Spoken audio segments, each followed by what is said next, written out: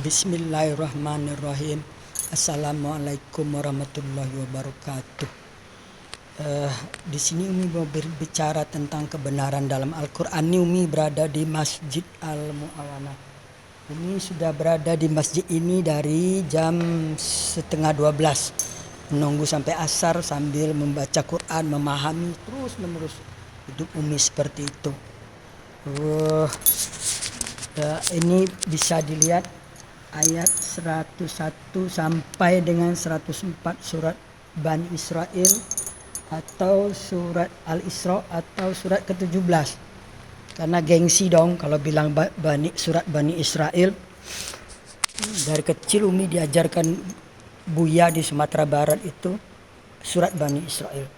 Dan pernah juga belajar ngaji di Jambi. Surat Bani Israel. Gengsi surat Al-Isra atau surat ke-17 ayat 101 dan sampai 104.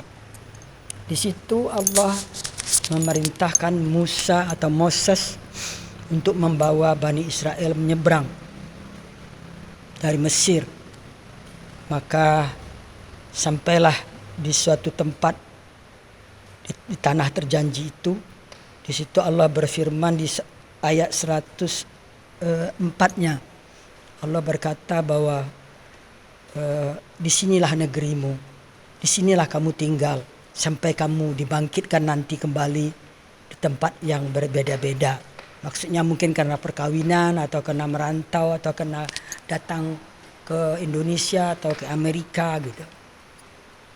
Nah, Umi cari ayat-ayat tentang Palestina.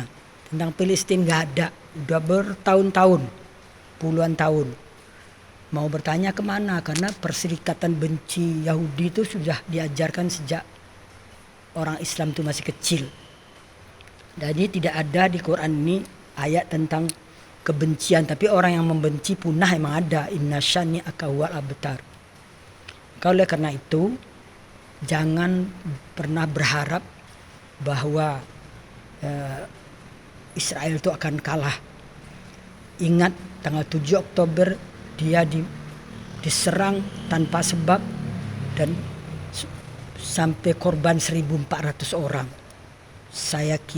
Umi kira bangsa manapun, orang manapun kalau diperlakukan seperti itu oleh Hamas itu adalah organisasi di dalam tubuh Palestina itu sendiri. Organisasi garis keras, organisasi teroris kalau boleh dikatakan, dan tak segan-segan membantai kaumnya sendiri juga sesama Islam. Sudah banyak bukti. Nah, oleh karena itu Umi berharap para ulama, para ustadz, para pemuka agama untuk menyampaikan ayat Quran ini bahwa tanah itu semuanya adalah milik orang Israel.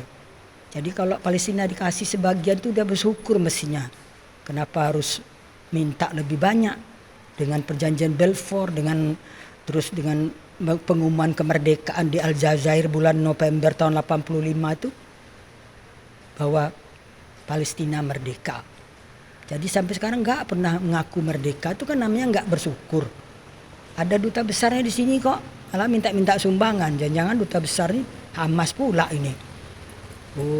Terus ada perwakilan di PBB gitu.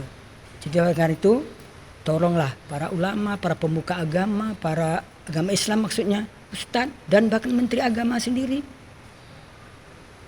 Kan Anda itu sebagai ketua Banser itu maksudnya Jokowi nempatkan itu kan biar agak bagak lah kata orang Padang tuh. Katakan yang benar gitu loh.